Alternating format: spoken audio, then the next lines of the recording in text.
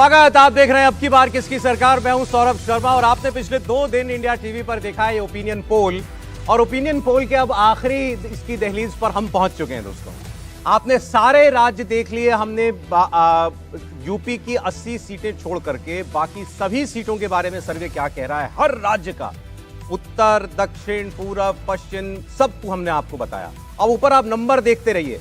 350 लगभग भाजपा जो है, एनडीए जो है, पहुंच चुका है। और कुल हमने जो आपको सर्वे दिखाया 463 सीटों का सर्वे, 322 एनडीए, 91 सीटों। हाँ अच्छा, अभी भी मतलब 322 भी 322 कही 325। चलिए, 322 बड़ा मुकाबला हो गया। अब आने जा रहा है आपके सामने यूपी की 80 सीटें। अब ये 322 में 400 पहुंचाने के लिए अब आप समझ लीजिए कितना चाहिए आपको। 78 सीट पूरी चाहिए 80 में से, तब जाके एनडीए छू पाएगा 400। अब क्या ये होता हुआ दिखाई दे रहा है उत्तर प्रदेश में? उत्तर प्रदेश में देखिए, ये बात जितने भी सर्वे हुए सबने एक बात तो बताई है कि यूपी में इस बार भारतीय जनता पार्टी अपना 2014 वाला जो उसका रिकॉर्ड था 73 सीटों वाला एनडीए का, उसको छू सकती है। सवाल यह कि उसके पार जा सकती है क्या? नरेंद्र मोदी ने जो 400 सीटों का लक्ष्य अपने गठबंधन को दिया था, अब यह बिल्कुल साफ हो गया जब सर्वे करने के लिए टीमें जमीन पर हमारी उतरी हैं कि वो बातें हवाई बिल्कुल नहीं थी।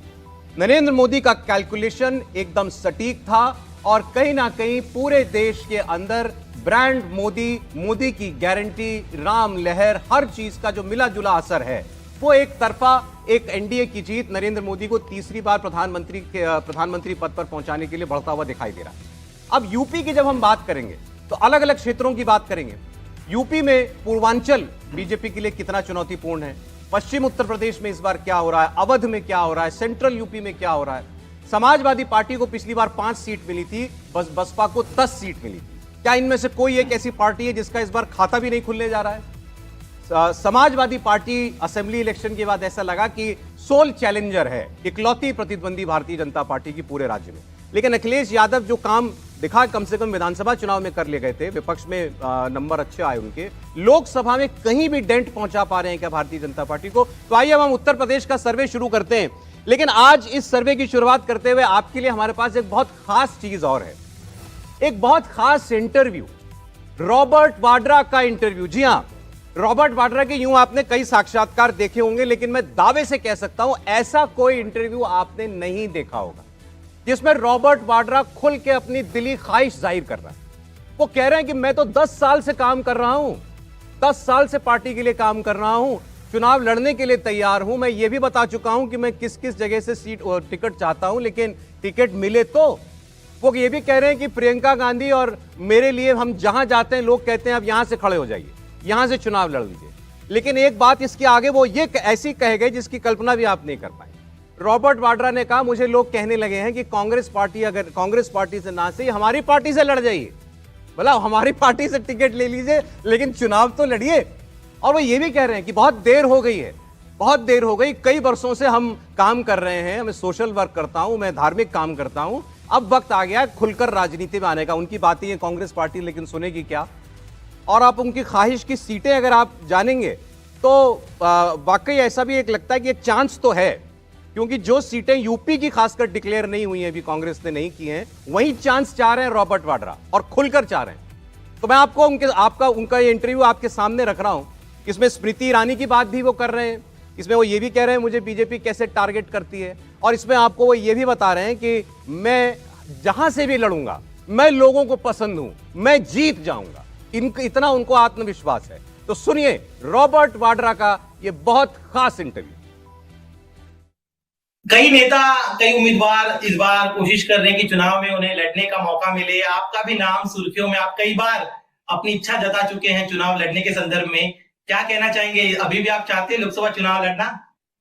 पहले मैं खुशी जताता हूं कि मैं आपके साथ हूं यहाँ और आपके चैनल पे हूं। मैं ये कहता हूं कि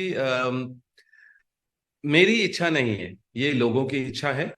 वो चाहते हैं कि मैं बड़े पैमाने पर अपना जितना भी चैरिटी और उनके बीच में रहता हूं हमेशा साल भर, और अपना धार्मिक जो मेरा पूरा दौरा होता है, और उनको लगता है कि जितनी भी बीजेपी के जो परेशानियां जो मेरे को झेलनी पड़ती हैं और उसका जवाब मैं दे पाऊंगा, वो लगता है उनको कि मैं जरूर राजनीति में कदम रखूं। और चाहे स्टेट इलेक्शन होता है या जनरल इलेक्शन होता है, उनको हमेशा लगता है कि मुझे जरूर अब इस समय पॉलिटिक्स में आने की जरूरत है। और मतलब कि जब मैं इस परिवार का सदस्य हूँ, गांधी परिवार के सदस्य हूं, तो राजनीति से दूर रहना बहुत मुश्किल होता है। और पर मैं यही मुझे लगता है कि डिमांड सब जगह से आ रही है। जरूर मुरादाबाद से तो हमेशा उम्मीद करते हैं कि मैं वहीं मुरादाबाद को रिप्रेजेंट करूं, पर अमेठी में मैंने बहुत काम किया है, रायबरेली और जगदीशपुर और सारे ये सुल्तानपुर वगैरह सब में मैंने बहुत मेहनत की है 1999 से। अगर मैं साउथ में जाता हूँ, जैसे तेलंगाना से बहुत रिक्वेस्ट आ रही थी प्रियंका और मेरे लिए भी, और अगर मैं जहां भी जाता हूँ लोगों को लगता है, मिलने आते हैं और देखते हैं कि मैं मेहनत कर रहा हूँ और वो चाहते हैं कि मैं उनको रिप्रेजेंट करूं, और पोस्टर लगने शुरू हो जाते हैं सब जगह से। और यही नहीं, मैं आपको बताऊंगा कि मैं जहां भी कोई भी कॉन्क्लेव में जाता हूं या कोई भी पॉलिटिकल प्रोजेक्ट इवेंट में जाता हूं, वहां हर पार्टी के लोग जो जब मिलते हैं तो वो कहते हैं आप तो बहुत देरी कर रहे हैं, मतलब बहुत समय हो गया, आपको राजनीति में आना चाहिए और अपने कदम रखने चाहिए उसमें। और वो कहते हैं अगर कांग्रेस से नहीं, हमारी पार्टी से भी आ जाओ। सॉफ्ट टारगेट का जिक्र किया, मैं उस पर आऊंगा, लेकिन उसके पहले आपने पोस्टर का जिक्र किया। एक पोस्टर सोशल मीडिया पे बहुत वायरल हो रहा है, जहां पर एक तरफ स्मृति ईरानी है और दूसरी तरफ आप है, तो आपको उम्मीदवार बताया जा रहा है जनता का। तो क्या आपको ये कॉन्टेस्ट मंजूर है? स्मृति ईरानी के खिलाफ चुनाव लड़ने के लिए रॉबर्ट वाड्रा तैयार है अगर मौका मिले तो? मैं तो किसी के खिलाफ भी मतलब कि लड़ने के लिए तैयार हूं, क्योंकि लोगों में प्यार है मेरे लिए, उनको लगता है कि मैं उस काबिल हूं। और जरूर मुझे लगता है अगर मैं जैसे अगर मैं गांधी परिवार का एक सदस्य हूं तो with great power comes great responsibility. और मैंने 25-30 सालों से मतलब बहुत समझा है, इस परिवार से बहुत सीखा है। और जब मेरे ऊपर इल्जाम वगैरह लगाए थे तो मैं हमेशा ही अपने जवाब देता हूं और अपने तरीके से जवाब देता हूं, लोगों के बीच में रहता हूं। उनको दिखा है कि मैंने मेहनत बहुत सालों से की है, प्रचार के समय भी, और मेरे को समझ है इसके बारे में। तो कोई भी जो भी बीजेपी या कोई भी अदर पार्टी ओपोनेंट होगा, उनके साथ मैं जरूर अपनी मेहनत करके जीतूंगा। क्या प्रियंका जी रायबरेली के लिए तैयार हैं? वो हर जगह से तैयार हैं, पर कांग्रेस पार्टी डिसाइड करेगी। तो आपने ये इंटरव्यू सुना, देखिए मैं अब ये भी आपको ईमानदारी से बता दूं, इंटरव्यू तो बहुत लंबा था और इसके अंदर और बहुत सी बातें रॉबर्ट वाड्रा ने कही, लेकिन समय की थोड़ी सी सीमा रहती है, तो हमने, और क्योंकि आज आपको ओपिनियन पोल भी यूपी का दिखाना था, तो उसका जो मेन हिस्सा था वो हमने आपको दिखाया। अब रॉबर्ट वाड्रा कह क्या रहे हैं? रॉबर्ट वाड्रा ये कह रहे हैं मैं गांधी परिवार का सदस्य हूं, गांधी परिवार का सदस्य आप होते हैं तो पॉलिटिक्स में ना आए, ये बड़ा मुश्किल होता है, हर जगह से हमारी डिमांड आ रही है, मेरी भी, प्रियंका की भी, और हम हर जगह से लड़ने के लिए तैयार हैं, लेकिन कांग्रेस पार्टी को ये फैसला करना है। बस वो इतना ही नहीं कह रहे कि कांग्रेस तय करके टिकट तो दे, इसके अलावा वो सब कुछ कह चुके हैं, वो रायबरेली से भी लड़ लेंगे, अमेठी से भी लड़ लेंगे। लेकिन देखिए अब दो चीजें तो स्पष्ट हो गई। एक तो ये कि अगर प्रियंका गांधी रायबरेली से चुनाव नहीं लड़ती हैं, इसका मतलब ये हुआ कि राहुल गांधी और सोनिया गांधी प्रियंका गांधी को राजनीति में आने नहीं देना चाहते, नंबर एक। नंबर दो, ये जिस समय में राहुल गांधी अमेठी से लड़ने से डर रहे हैं, स्मृति ईरानी के सामने खड़े होने से भाग रहे हैं, उस समय में अगर रॉबर्ट वाड्रा ये कह रहे हैं, और मैं आपको बताऊं, मुझे वो हमेशा याद आता है, 2012 में रायबरेली में बाकायदा मोटरसाइकिल रैली निकाली थी रॉबर्ट वाड्रा। जी हाँ, बिल्कुल। उसके बाद मुरादाबाद में यही काम किया था, क्योंकि बीच में उनको लगा चूंकि उनका घर मुरादाबाद है तो चलो यहां से मिल जाए। लेकिन अब ये लगता है, और कम से कम मैं तो ये कहूंगा कि बड़ा शानदार इंटरव्यू इस समय में इंडिया टीवी ने किया है। आज के समय में ये सबसे बड़ी पॉलिटिकल ब्रेकिंग न्यूज है। आप इसको सोचिए जरा, जिस भाई बहन के बीच की रिश्तों की बड़ा प्रेम, दुलार, लाड और पता नहीं क्या क्या दिखता है, उसके पीछे क्या क्या है वो ये साक्षात्कार बता रहा है। और अगर जो रॉबर्ट वाड्रा कह रहे हैं, और जो कहते कहते शायद फिर भी रुक जा रहे हैं, उसके बावजूद अगर कोई ये कहे कि कांग्रेस पार्टी बहुत अच्छी चल रही है, अब हमको वो भी याद कर लेना चाहिए कि आचार्य प्रमोद कृष्णम जो चले आए थे, तो लोग कहते थे कि अरे नहीं नहीं ये तो यूं ही बोल देते हैं। वो भी कहते थे कि प्रियंका को रोकने के लिए बाकायदा एक वर्ग लगा हुआ है। आपको साफ ये क्लियर है कि अब मतलब सोनिया माता जी और भाई नहीं आने देना चाह रहे हैं। अब इसके बाद मैं वही तो कह रहा हूं ना, ये तो वही होगा कि अगर इसके बाद भी हम ये न माने तो दूध में मक्खी पड़ी, हम निकल जाए। लेकिन मुझे ये तो साफ साफ बोल रहे हैं भाई। ये जब इंटरव्यू आया तो मैं अपने साथी से एक बात कर रहा था, मैंने कहा भाई हमारा इंडियन परिवारों में, भारतीय परिवारों में जीजा तो बड़ी चीज होता है भाई। जीजा मकान मांग ले तो आदमी नाम लिख देता है, ये तो सीट मांग रहे हैं। नहीं और सीट नहीं देने को तैयार है। मकान से बड़ी है सौरभ, भाई और क्या है, यही सीट बात है। मकान से बड़ी है। लेकिन देखिए एक चीज ध्यान रखना चाहिए, लेकिन राजनीति में जो है ना, ये मर्यादाएं काम नहीं करती हैं। आपने देखा होगा, यदि जो है खासकर कश्मीर की राजनीति आपको याद होगा, तो कैसे परिवार आपस में, जीजा और जो है वो बहनोई आपस में लड़े, बहन और भाई में आपस में तकरार हुआ। यहाँ भी हम शुरू से, आज से नहीं, पिछले 1.5 साल से ये बात हम कई बार चैनलों पर कह चुके थे। इसके बाद लोग कई बार मजाक भी कांग्रेस के प्रवक्ता कहते थे कि हम कांग्रेस के प्रवक्ता हैं, हमें नहीं मालूम है, लेकिन इनको मालूम है कि भाई बहन ये संघी लोग जो हैं ऐसे बोला करते थे। वो टूंट बड़ा क्रूएल हुआ। ये संघी लोग यही काम करते हैं।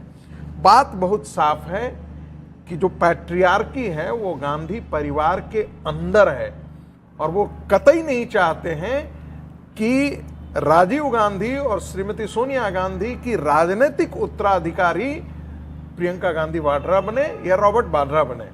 और यही कारण है, उनको लगता है कि आप देखेंगे कि कई बार कांग्रेस के कई नेताओं का ऐसा कहना था, राहुल गांधी 21 बार पिट चुके हैं, ये पिटे हुए मोहरे हैं। प्रधानमंत्री भी बार बार कहते कितना बार लॉन्च करोगे, एक ही स्टार्टअप बार बार जाकर के जैसे गुब्बारा गया, हवा में गया, फिर आकर के फूट गया। तो कई बार कांग्रेस के लोग कहते थे यदि प्रियंका गांधी आती हैं तो फिर प्रयोग करना चाहिए। लेकिन पिछली बार तो प्रियंका गांधी वाड्रा का भी प्रयोग किया गया था। उत्तर प्रदेश के एक पूरे क्षेत्र विशेष को उनकी जिम्मेदारी दी गई थी, और वहां कांग्रेस पार्टी पूरी की पूरी तरीके से साफ हो गई थी। तो बेशक ये इस इंटरव्यू से एक ही बात साफ आया है कि देखिए राजनीतिक चुनौती देने की क्षमता इनमें नहीं है आज के दिन में भी, लेकिन भाई और बहन के बीच में जो तकरार है वो काफी कुछ बड़ा ये हेडलाइन है, ये हेडलाइन है मतलब कि मैं तो कह रहा हूं इसको हेडलाइन बनाना चाहिए। अरे एक कमेंट शांत होगा, फिर मैं जरा जहां की वो बातें कर रहे हैं चुनाव लड़ने के लिए, जहां बहुत काम किया 25 साल से, मैं वहां का सर्वे आपको दिखाऊंगा। जी पहले से 2 बातें पता लग रही हैं। एक तो पता लग रही है रॉबर्ट वाड्रा की जमीन से कितनी दूरी है। उनके लिए गरीबी आज भी एक ट्यूशन की क्लास है, जबकि बाकी नेताओं ने गरीबी को जिया है। और जब रॉबर्ट वाड्रा कह रहे हैं मैं लड़ना चाहता हूं, तो आप समझ लीजिए वो कह रहे हैं प्रियंका गांधी लड़ना चाहती हैं। वो अपना नाम तो रख रहे हैं कि शायद वो प्रियंका गांधी इंटरव्यू आपको नहीं देना चाह रही होंगी, उन्होंने दे दिया।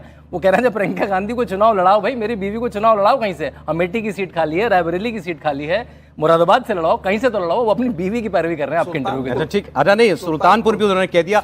देखिए इत्तेफाक से जितनी सीटें उन्होंने कहीं, एक मुरादाबाद को छोड़ दीजिए तो अमेठी, रायबरेली, सुल्तानपुर सब अवध में आता। मैं आपके सामने अवध का सर्वे यूपी का रख रहा हूं, रॉबर्ट जी भी देख रहे हो तो सर्वे में उनको पता चल जाएगा यहाँ क्या हाल है। अच्छा, जो एक चीज इसमें नहीं थी वो ये कि मैं स्मृति ईरानी को टक्कर देना चाहता हूं।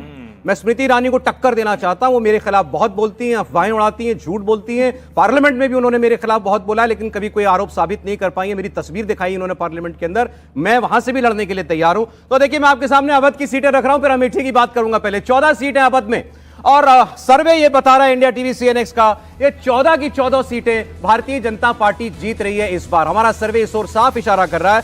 14 की 14 सीटें मतलब अमेठी, रायबरेली दोनों समेत 14 की 14 सीटें भारतीय जनता पार्टी इस बार जीत सकती है। अमेठी में जहां से उन्होंने कहा मैंने बहुत काम किया 25 साल में, राहुल गांधी हार कर वायनाड चले गए थे, और अब ये बड़ा क्लियर हो गया आज जब उन्होंने वायनाड में अपना नॉमिनेशन फाइल कर दिया है कि इस बार राहुल गांधी शायद एक ही सीट से लड़ने जा रहे हैं, वो दूसरी सीट से नहीं लड़ेंगे। तो अमेठी को लेकर जितनी कयासबाजियां थी, मुझे लग रहा है धीरे धीरे वो खत्म हो रही हैं, क्योंकि भले ही डिक्लेयर कांग्रेस ने नहीं किए, लेकिन अब शायद राहुल गांधी का मन उचट गया है अमेठी से और उत्तर प्रदेश से। यहां अमेठी स्मृति ईरानी दूसरी बार जीतती हुई हमको दिखाई दे रही हैं। बहुत मेहनत की उन्होंने, 14 लड़ी, हारी, 19 लड़ी, जीती, और इस बार उन्होंने अपना एक बहुत बड़ा मजबूत ग्राउंड वहां तैयार कर लिया। ऐसे ही रायबरेली में 5 बार सांसद सोनिया गांधी रही हैं, उसके बाद अब वो राज्यसभा रूट से सांसद चली गई हैं।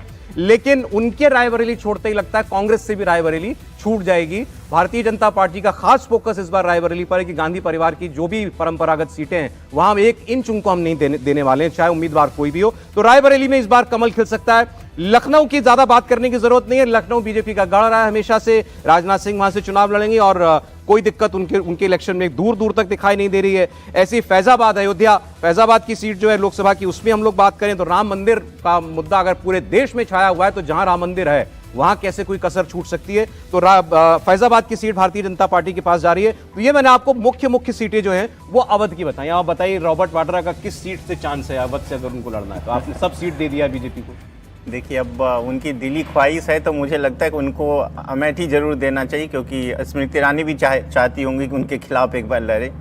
खैर, हम रायबरेली की बात करते हैं। जब सबसे पहले हमने ये बताया था कि रायबरेली सीट भी कांग्रेस इस बार हारने जा रही है तो बहुत सारे लोगों ने क्रिटिसाइज़ किया था। लेकिन आप देखिए, अब 15 दिन बाद जब फर्स्ट फेज का चुनाव होगा तब भी कांग्रेस ये तय नहीं कर पाई कि अमेठी और रायबरेली से उनका कैंडिडेट कौन होगा।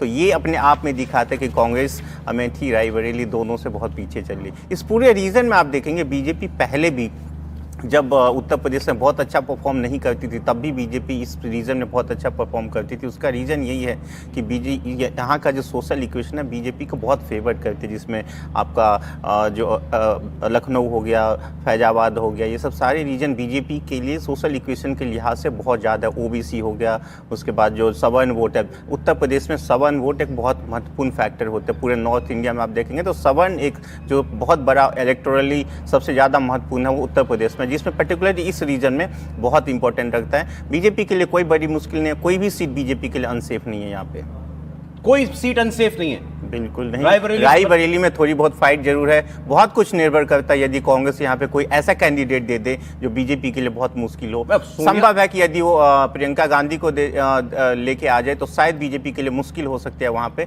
लेकिन फिर भी चूंकि आप देखिए अब चुनाव में बहुत कम दिन है, लेकिन बीजेपी ने शायद अपने मुझे जहाँ तक लगता है बीजेपी ने शायद अपनी कैंडिडेट अनाउंस भले ही नहीं किया, लेकिन नहीं किया है, लेकिन उन्होंने शायद किसी को इंडिकेशन जरूर दिया है जहाँ पे हमारी टीम वहाँ पे डिस्कशन कर रही थी। अगर प्रियंका को किसी मतलब अंत के लिए नॉमिनेशन करने के लिए किसी ऐसे कार्ड के तौर पर रखा है जिससे चुनाव के बीच में बड़ी गहमा गहमी पैदा हो जाए तो कितना इंतजार कराएगी कांग्रेस, हम ये नहीं कह सकते हैं। अगर रायबरेली भी हाथ से छूट रहा है तो प्रियंका गांधी को चुनावी राजनीति में लॉन्च करने का इंतजार और कब तक किया जाएगा? देखिए, मुझे तो लगता है कि अगर सरप्राइज के तौर पर ही लाना है तो लेके आना चाहिए। और प्रियंका गांधी वाड्रा चुनाव प्रभारी के तौर पर असफल रही हैं। एकमात्र सीट थी जो अमेठी उनके जिम्मे थी पूरी तरह से, और 2 सीटें थी रायबरेली और अमेठी। रायबरेली में मत प्रतिशत बहुत कम हो गया, जीत हार का अंतर कम हो गया, और अमेठी तो वो हार गए। तो राहुल को दोष है तो उनके साथ प्रभारी के तौर पर उनको भी दोष जाएगा। लेकिन मेरा यह मानना है कि अगर सरप्राइज वैल्यू के तौर पर भी कांग्रेस लाए, विपक्ष की हम लोग बात करते हैं, लोकतंत्र में विपक्ष का बड़ा महत्व होता है। मुख्य विपक्षी पार्टी अपने घर की सीटों से कई दशक से जिन सीट पर उसका कब्जा रहा है वहां लड़ने तक से डर रही है। और मैं तो ये कह रहा हूं, जीते हारे चाहे जो, अगर रॉबर्ट वाड्रा ऐसे कह रहे तो भैया लड़ा दो ना अमेठी से, कोई एक जिसको कहें कि थोड़ा रोचक तो बने मामला। और जहां तक रही चुनाव जीतने की, आप अवध की बात कर रहे हैं तो मैं तो यही कहूंगा, अयोध्या है, श्री रामचंद्र कृपालु भजवन हरण भव भय दारुणम, तो भाजपा के लिए तो वहां कोई संकट है ही नहीं। और जिस तरह का भव्य मंदिर बना है और उसके आसपास की सीटों पर तो कहीं कोई कल्पना नहीं है। उत्तर प्रदेश एक ऐसा राज्य है जहां नरेंद्र मोदी के साथ जो उनकी, जिसको हम कहते हैं ना कि भारतीय जनता पार्टी की जो धार्मिक सांस्कृतिक विरासत है, और योगी आदित्यनाथ जैसा मुख्यमंत्री भी बैठा हुआ जी, तो वहां आप कैसे कल्पना कर सकते हैं कि जो विपक्ष वैसे ही हारा, हताश, निराश, थका हुआ, वो कहां से लड़ पाए? अभी तो मैंने केवल अवध बताया, आप कह रहे हैं कि अवध से पता लग गया पूरे यूपी में कहीं टेंशन नहीं है। अब चावल तो एक ही निकाल के कहां पूरा भगोना पलट के चावल देखते हैं? तो दूसरा लेकिन एक कटोरा और निकाल लेते हैं। निकाल लेते हैं। पश्चिमी उत्तर प्रदेश चल लेते हैं। 8 सीटें पश्चिमी उत्तर प्रदेश का सर्वे आपके सामने आ रहा है व्यूअर्स। 8 सीटों वाला पश्चिमी उत्तर प्रदेश। जयंत चौधरी अभी आए हैं यहाँ पर, भारतीय एनडीए में आ गए हैं, और भाजपा यहाँ 7 सीटें जीत रही है और आरएलडी 1 सीट, मतलब जो एक बची थी वो भी आरएलडी ले जा रही है। मतलब 8 की 8 सीटें एनडीए के पास, सपा 0, बसपा 0, कांग्रेस 0, जबकि यहाँ सबका कुछ कुछ है आधार, सपा बसपा का तो डेफिनेटली। लेकिन चुनाव इस बार कहीं कोई सीन किसी सीट पर नहीं बन रहा पश्चिमी उत्तर प्रदेश के अंदर। सहारनपुर जो बसपा जीती थी 2019 में, यहां भी अब राघव लखनपाल वर्सेस इमरान मसूद का सिक्का नहीं चल रहा है।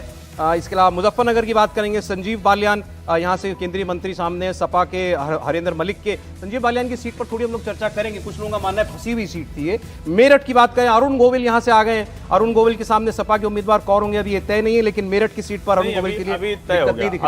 अतुल प्रधान जो है वो लड़ रहे हैं, जो विधायक हैं। उनके लिए भी तो मार मची हुई पार्टी में, अतुल प्रधान को लेकर नहीं, भानु प्रताप को हटाया, उन्होंने पहले प्रत्याशी बनाया था और अब उन्होंने नया ये घोषित। बागपत में आरएलडी जीत रही, बागपत राजकुमार सांगवान, सामने सपा के मनोज चौधरी हैं। बागपत की सीट भाई बिल्कुल चौधरी साहब की सीट मानी जाती है, तो बागपत में कोई टेंशन नहीं दिख रही है। गाजियाबाद सबसे ज्यादा मार्जिन से जीतने वाली सीट भाजपा के लिए है। यहां पर इस बार जनरल वीके सिंह का टिकट जो है वो कट गया है, लेकिन अतुल गर्ग हैं डॉली शर्मा के सामने, उनके चुनाव में कोई दिक्कत नहीं है। गौतम बुद्ध नगर में भी ऐसे ही डॉक्टर बीजेपी की तरफ से महेश शर्मा है, सांसद हैं, और यहाँ भी कोई दिक्कत जो है उनकी सीट पर नहीं दिखाई दे रही। पश्चिमी उत्तर प्रदेश, शांतनु।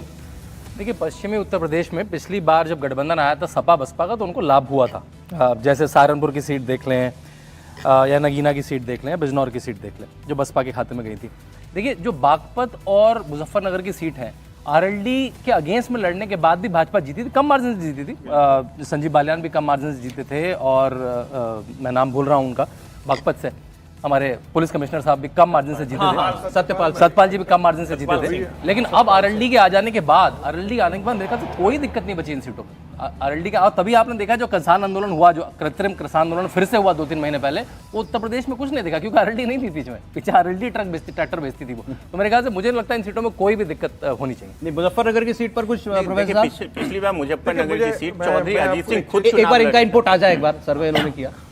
देखिए, मुजफ्फरनगर की सीट 2019 में जो रिजल्ट आई थी उसमें चौधरी अजीत सिंह खुद वहां चुनाव लड़ रहे थे, तभी वो 6000 वोटों से 6500 वोटों से हार गए थे, जबकि बीएसपी, आरएलडी, सपा सबका अलायंस था, आघोषित रूप से कांग्रेस का भी समर्थन था तब भी। ठीक जी। देखिए, मुजफ्फरपुर सीट वो सीट है जो हाईली पोलराइज्ड है, और खास करके आपको याद होगा कि जब वो दंगे हुए थे उसके बाद ये जाटलैंड माना जाता है। हालांकि लोग कहते हैं, लेकिन वहाँ पर ऐसा नहीं है कि गुज्जरों का वहाँ पर और नहीं है पॉपुलेशन, गुज्जर भी पॉपुलेशन है।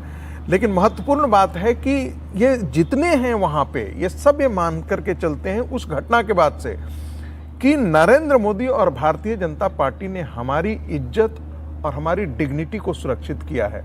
और उनकी बड़ी इच्छा थी, 2017 का जब चुनाव हो रहा था तो उस समय उनकी इच्छा थी, और याद है कि जब राहुल गांधी किसान यात्रा निकाल करके और खाट पर बैठ करके पूरा उत्तर प्रदेश का भ्रमण कर रहे थे, उस समय भी मैंने उनसे पूछा, गांव में जाकर के उनसे पूछा कि आप लोगों की क्या इच्छा है, चौधरी चरण सिंह की विरासत है तो आप किनके साथ जाएंगे। उन्होंने कहा, देखिए, हम भारतीय जनता पार्टी के साथ जाएंगे, लेकिन हमारी दिली इच्छा है कि चौधरी चरण सिंह यानी अजीत सिंह और भारतीय जनता पार्टी दोनों साथ आ जाएं, तो हमारा वोट नहीं बंटना चाहिए। लेकिन यदि ऐसी भी स्थिति होती है तब भी हम भारतीय जनता पार्टी को सपोर्ट करने से पीछे नहीं हटेंगे। ये 2017 की बात है।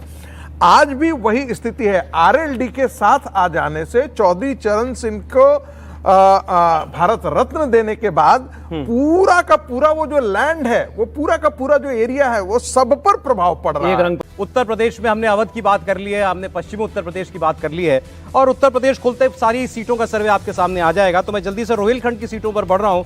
चर्चा में बहुत रहा पिछले दिनों, आपने देखा रामपुर मुरादाबाद को लेकर के कैसे अखिलेश यादव फंसे रहे, टिकट दिया, काटा, किसी और को दिया। आजम खान के साथ अनबन हो गई, आजम खान ने चिट्ठी निकाल दी कि मैं बॉयकॉट कर रहा हूं, वो चाहते हैं अखिलेश यादव रामपुर से चुनाव लड़ें। तो जल्दी से 12 सीटों का सर्वे रोहिलखंड का, और इन 12 सीटों में भी वही कहानी जो बाकी आपने अभी तक अवध में देखी और पश्चिमी उत्तर प्रदेश में देखी। 12 की 12 सीटें ये एनडीए को जाती हुई हमें दिखाई दे रही हैं। यहां पर सपा बसपा कांग्रेस का खाता भी खुलता नहीं दिखाई दे रहा है। भाजपा 11 और 1 सीट आरएलडी को जाती हुई साफ इन रोहिलखंड की सीटों में दिखाई दे रही है। और इसमें अगर सबसे पहले हम लोग रामपुर की बात कर लें, अभी बता रहे थे मुझे शांतनु, रामपुर और मुरादाबाद से उनका पारिवारिक रिश्ता भी है।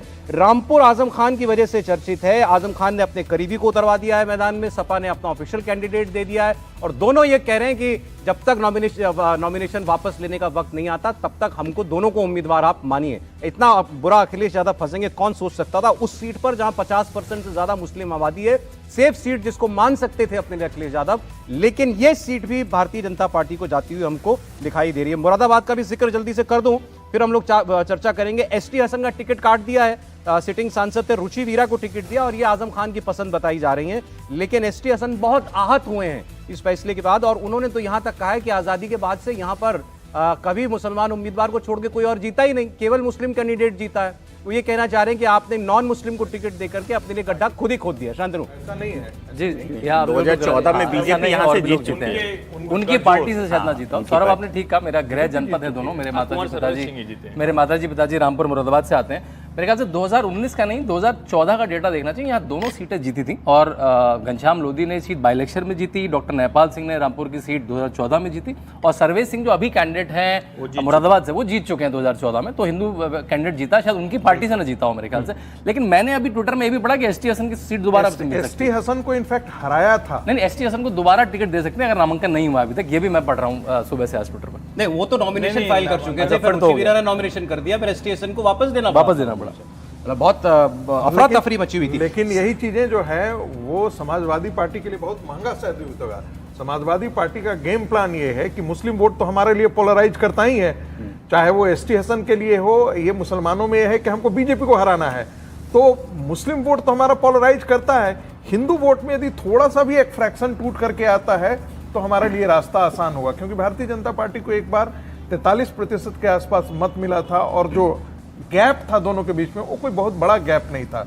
तो संभवतः वो इक्वेशन उन्होंने लगाया हुआ। लेकिन मजेदार बात है, फिर आरएलडी फैक्टर इस एरिया में इस बार काम करेगा। आरएलडी फैक्टर काम करेगा और जो भारतीय जनता पार्टी के जो हैं राम मंदिर फैक्टर है, योगी आदित्यनाथ फैक्टर है, ये सारा एकोमुलेटिव इंपैक्ट जो है वो ये सारे एरिया आजम खान कह रहे हैं कि अखिलेश यादव नहीं तो मैं चुनाव रामपुर का बॉयकॉट कर दूंगा। ये कौन सोच सकता था? आजम खान मतलब, और उन्होंने बहुत कोशिश की वहां मोड़ने की अखिलेश यादव की और मुरादाबाद में कामयाब भी हुए। देखिए, आजम खान उस बात का बदला ले रहे हैं जो अखिलेश यादव ने अपमानित किया जमकर आजम खान को।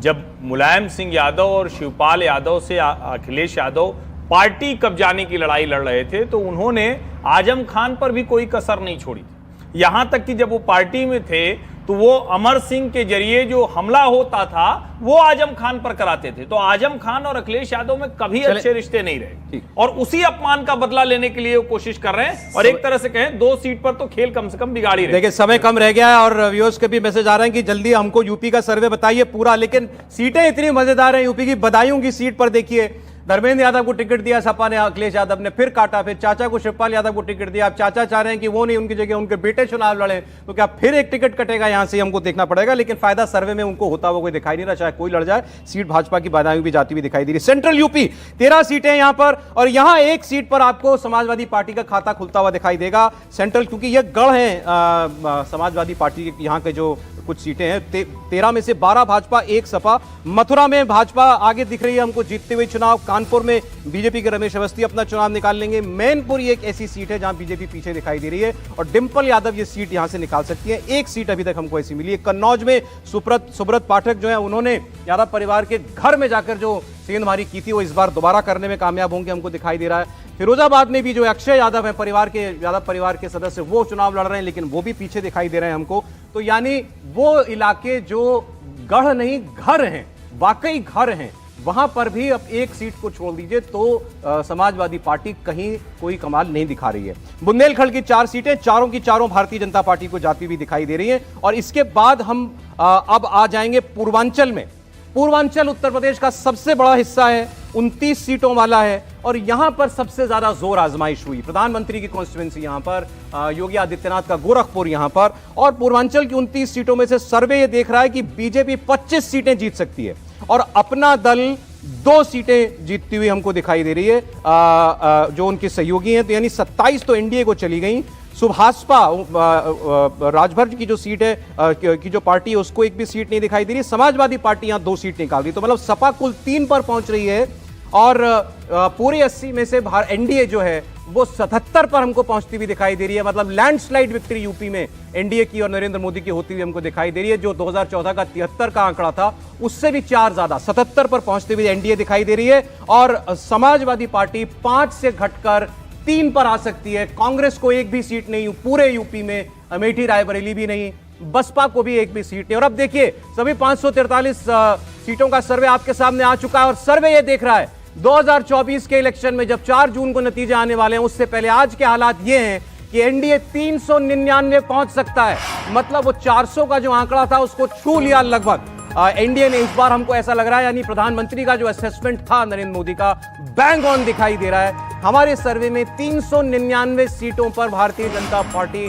पॉजिटिव लड़ाई लड़ रही है। ये सीटें उसके पास आ सकती हैं। इंडिया गठबंधन सेंचुरी भी नहीं मार पा रहा है इस चुनाव में, 94 पर जाकर अटक जा रहा है और अन्य दलों को 50 सीटें जा सकती हैं। तो 399 एनडीए और इसके अलावा इंडिया गठबंधन 94। आप जानना चाहते होंगे इसमें इंडिविजुअल पार्टियों की स्थिति क्या है, तो वो भी बड़ी दिलचस्प। आपको बता दूं, भारतीय जनता पार्टी अपने दम पर 342 सीटें हमें जीतती हुई दिखाई दे रही है। ये उस 370 से थोड़ा पीछे जरूर है, लेकिन 342 अपने आप में एक रिकॉर्ड है।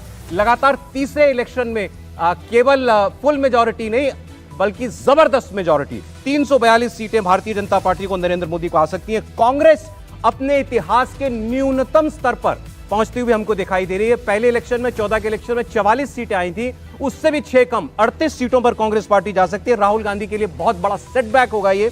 तृणमूल कांग्रेस तीसरे नंबर की पार्टी बन सकती है 19 सीटों के साथ। बंगाल में भी नंबर 1 पार्टी बीजेपी बनती हमको दिखाई दे रही है। तमिलनाडु की डीएमके चौथी नंबर की पार्टी 18 सीटों के साथ। जेडीयू एनडीए की उसके बाद 14 सीटें उसको आ सकती हैं। टीडीपी को 12 सीटें, ये भी एलआई एनडीए की।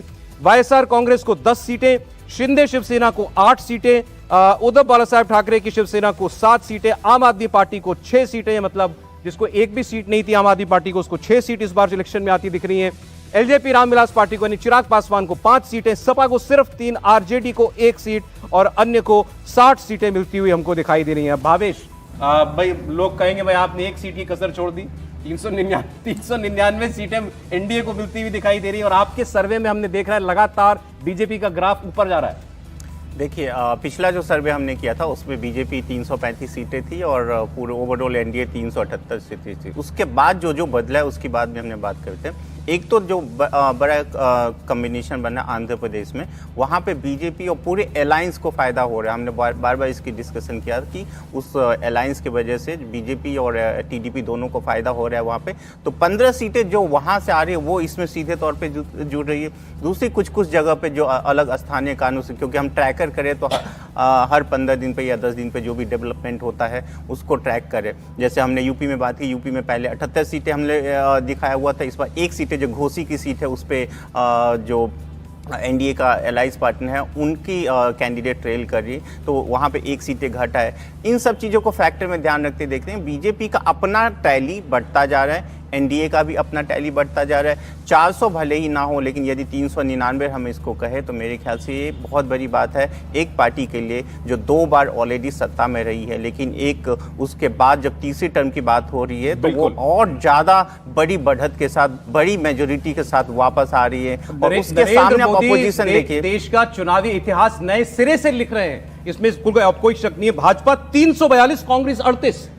ये चमत्कारिक है और चमत्कारिक इस लिहाज से नहीं है कि किसी पार्टी को इतने नंबर मिल रहे हैं। राजीव गांधी को 414 मिल गए थे, लेकिन किसी नेता के और किसी पार्टी के प्रोग्राम एजेंडे के ऊपर कोई चुनाव हो और उसमें इतनी सीटें मिल रही हो, यह आजाद भारत के इतिहास में कभी देखने को नहीं मिला। इससे बड़ी जो बात है, जो मुझे इस सर्वे के बाद, और अगर ये सही साबित होता है तो होता हुआ दिखेगा, भारतीय जनता पार्टी जो 224 सीटों पर 50% से अधिक मत से जीती थी, वो देश के बड़े हिस्से में यानी ज्यादातर राज्यों में अपना मत प्रतिशत 50 के ऊपर करेगी। हो सकता है कि ओवरऑल जिन सीटों पर वो चुनाव लड़ रही है वो उस लक्ष्य को हासिल कर ले। और घोसी पर एक बात मैं कहूंगा जरूरी है, वो घोसी में राजीव राय बहुत अच्छे प्रत्याशी हैं। असली मुश्किल ये कि ओम प्रकाश राजभर अभी तक वहां भारतीय जनता पार्टी और जिसको हम कहते हैं ना कि वहां जो सवर्ण मतदाता है, अगड़ा मतदाता है, जो लगातार भाजपा को वोट करता रहा, उसके साथ कोऑर्डिनेशन नहीं कर पा रहे हैं। इसका उनको नुकसान होता दिख रहा है। और गाजीपुर बलिया की सीटों पर भारतीय जनता पार्टी अभी तय नहीं कर पा रही, उसका नुकसान होता हुआ। देखिए, हर अपनी पब्लिक इंटरेक्शन में नरेंद्र मोदी ये कह रहे हैं कि तीसरा टर्म तो आ ही गया, मैं तो ये बात कर रहा हूं कि आगे मुझे तीसरे टर्म में करना क्या है। तो कुछ लोगों को लगेगा कि बस सिर्फ माहौल बना लेंगे, सिर्फ माहौल नहीं है, माहौल जमीन पर है ऑलरेडी। मैं आपको बता रहा हूं कि 2019 की एक कहानी मुझे याद आता है कि एक नीति आयोग से एक व्यक्ति ने आकर के कहा कि उन्होंने फाइनेंस मिनिस्ट्री के लोगों को कहा कि जो फुल फ्लेज्ड बजट होता है। आपको पता है कि जो चुनावी वर्ष होता है उसमें फुल फ्लेज्ड बजट नहीं रखा जाता है। तो जो फुल फ्लेज्ड बजट तैयार करने के लिए उन्होंने कहा था, उन्होंने कहा कि ये लेवल ऑफ कॉन्फिडेंस है। कल आपने देखा होगा कि आरबीआई के इंटरेक्शन में, आरबीआई के साथ इंटरेक्शन में उन्होंने कहा कि आपके काम बहुत बढ़ने वाले हैं। जब मैं तीसरी बार आ रहा हूं, अगले ही दिन से आप, उन्होंने एक वर्ड यूज किया, धमाधम। अगले दिन से, जिस दिन मैं शपथ लूंगा उसके अगले दिन से धमाधम आएगा। तो ये जो चीज है, कॉन्फिडेंस है, वो ऐसे नहीं है। उनको पता है कि विपक्ष बहुत कमजोर है। और हमको ये, मैं बहुत दिनों से 38 सीट पर आपको हैरानी नहीं है कांग्रेस के? देखिए, मुझे, मैं यदि आपके ही चैनल पर मैंने एक बार नहीं दसियों बार मैंने कहा है कि भारतीय राष्ट्रीय कांग्रेस अपने राजनीतिक पतन के न्यूनतम स्तर पर होगी इस बार। भावेश जी भी, उस समय भी मैं डिस्कशन में यहीं पर कहा है, आपके ही स्टूडियो में मैंने कहा है, और कई बार मैं इस डिबेट में कह चुका हूं, कांग्रेस पार्टी आज के दिन में एक क्षेत्रीय पार्टी की हैसियत में सिमटने वाली है इस चुनाव के बाद। देखिए, मैं रिएक्शंस देख रहा था जो हमको आ रहे हैं, ये सर्वे जब पूरा हो गया उसके बाद जाहिर है बहुत सारे लोग असहमत भी हैं। उनको लगता है कि नहीं, ऐसा नहीं होगा, ये कोई एक तरफा चुनाव नहीं है, लड़ाई में है ऑपोजिशन इस बार है। सर्वे कई बार देखिए गलत भी होते हैं, लेकिन हर सर्वे, हम भावेश के साथ एक नहीं दर्जनों सर्वे कर चुके हैं, हम जानते हैं कि हर सर्वे ईमानदारी के साथ किया जाता है। लेकिन ऐसा, अगर ऐसी रीडिंग किसी सर्वे की है शांतनु, उसका उलट हो जाना तो मुझे नहीं लगता कि कहीं से भी दूर दूर तक कोई पॉसिबिलिटी है। उम्मीद कोई कर सकता है कि नतीजा कुछ और। देखिए सौरभ भाई, हम लोग हर चैनल में जाते हैं और हर बड़े चैनल ने सर्वे करा है, तो ट्रेंड किसी ने इससे बड़े उतर नहीं दिखाया। किसी ने नहीं कहा है कि भाजपा को 200 या 250 सीट आ रही हैं और कांग्रेस को 100 से सीट ज्यादा आ रही हैं। तो ठीक है, आप 390 नहीं तो 380 आ जाए, 350 आ जाए। सरकार तो 272 पे ही बननी है बिल्कुल, और 303 पे ही बननी है। बस उस दिन शायद विपक्ष के पास ये हुआ, देखो प्रधानमंत्री ने 370 कहा था, आए केवल 320, आए केवल 350। यही एक तरह से ऑलिव ब्रांच जिसको कहते हैं उनके हाथ में बची है। आपका कोई मार्जिन ऑफ एरर है तो बता दीजिए कि भाई यहाँ से घटना बढ़ना कितना मुमकिन हो सकता है। देखिए सौरभ, ये जितने भी लोकसभा चुनाव को लेकर हम जितने भी सर्वे कर रहे हैं, हर सीटों पे कर रहे हैं। शायद इसीलिए हमसे पहले ऐसे चैनल है, पहले ऐसे एजेंसी है जो हर सीटों का वोट शेयर के साथ हम रिलीज कर रहे हैं, ताकि लोगों के बीच में डाउट ना रहे। हर सीटों पर हम लोग डिस्कशन बार बार करते आ रहे। देखिए, कांग्रेस के बारे में हम बार बार डिस्कस करते हैं यहाँ पे। देखिए, कांग्रेस का 2019 में देखेंगे, जो 32 सीटें कांग्रेस को मिली थी वो पंजाब, तमिलनाडु और केरला से मिली थी। इन तीनों ही जगह पे देखिए कांग्रेस का वोट शेयर वो और डिक्लाइन हो रहा है। बदले में कांग्रेस को, ठीक है, तेलंगाना में कुछ सीटों का इजाफा हो रहा है, कर्नाटक में कुछ सीटों का इजाफा हो रहा है, लेकिन अब कांग्रेस को यदि पिछला परफॉर्मेंस यदि रिपीट करना है तो 2-3 और बड़े राज्य जहां पे उनको पहले से बेटर परफॉर्मेंस करना होगा, जो कहीं पे होता हुआ नहीं दिख रहा। इसीलिए आपको कांग्रेस का ये टैली 40 से नीचे दिख रहा है। नॉर्थ में तो वाइप आउट हो गई कांग्रेस पूरी तरीके से, आपके सर्वे के मुताबिक। बची कहां? केरल में थोड़ी बहुत बची, बिल्कुल केरल में, तेलंगाना में है, बिल्कुल तेलंगाना में स्थानीय कारणों की वजह से, क्योंकि वहाँ जो कांग्रेस के लिए जो सबसे ज़्यादा फाइट कर सकती थी बीआरएस, कांग्रेस के जो मेन अपोजिशन हो सकती थी, वो बहुत डिक्लाइनिंग पोजीशन पे है। इसीलिए शायद कांग्रेस वहाँ पे बढ़ रही है। हम लोग बार बार इसका डिस्कशन करते हैं कि कांग्रेस का वहाँ पे बढ़ने के क्या कारण है। तो सबसे बड़े बढ़ने का कारण वही है कि बीआरएस का वोट शेयर का एक बड़ा हिस्सा कांग्रेस की तरफ शिफ्ट होता जा रहा है। आप देखेंगे पिछले दिनों में बहुत सारे उनके एमपी जो है वो कांग्रेस की तरफ जा रहे हैं और कुछ बीजेपी की तरफ आए। तो बीआरएस का चुनावी फाइट से लगभग बाहर हो जाना कांग्रेस के लिए एडवांटेज तेलंगाना में है। लेकिन जैसा हमने पहले आपको कहा कि तमिलनाडु, केरला और पंजाब, इन तीनों जगहों पे कांग्रेस को जो बड़ी सफलता मिली थी 2019 में, पंजाब में क्या वो परफॉर्मेंस रिपीट हो रही है? जवाब है नहीं। केरला में क्या वो परफॉर्मेंस रिपीट हो रही है? जवाब है नहीं। तमिलनाडु में हम बार बार कह रहे हैं, प्रधानमंत्री का खुद का बहुत बड़ा फोकस है, एक सीट पे रोड शो कर रहे हैं। तो तमिलनाडु में डीएमके अपना परफॉर्मेंस शायद रिपीट कर जाए, लेकिन उसके अलायंस पार्टनर के लिए परफॉर्मेंस पिछली बार का परफॉर्मेंस। दूसरी हेडलाइन जो इस सर्वे से निकल सकती है वो ये है कि भारतीय जनता पार्टी अब सही मायनों में पूरे भारत की पार्टी, ऑल इंडिया पार्टी आप उसको आप कह सकते हैं, क्योंकि एक बड़ा हिस्सा था जहां नहीं था आधार भारतीय जनता पार्टी का, दक्षिण में। लेकिन इस बार दक्षिण के हर राज्य में आपने बताया कि वोट भी आ रही है, सीट भी आ रही है। हर्षवर्धन जी, इसमें एक जरूरी चीज जोड़ना चाहिए। बार बार ये चर्चा होती है कि 2019 में भारतीय जनता पार्टी को 37+% मत मिले, एनडीए को 42+% मत मिले। और अभी आपने पूछा कि क्या कांग्रेस 38 पर है, बहुत आश्चर्य हो रहा है। कांग्रेस पार्टी 19+% मतों पर है, 5% अगर कांग्रेस का मत घटा और भारतीय जनता पार्टी का मत 5% सिर्फ बढ़ गया, यानी 32 से 37 प्लस पर हुई और वो 48% एनडीए हो गई, तो आप यकीन मानिए ये आंकड़ा कहां जाएगा इसकी कल्पना भी कोई नहीं कर सकता। और तब शायद फिर से 1984 वाला आंकड़ा याद करना चाहिए। 414 तब राजीव गांधी को मिले थे, उनके सामने कम्युनिस्ट पार्टियों का फ्रंट था जिनको 21 सीटें मिली।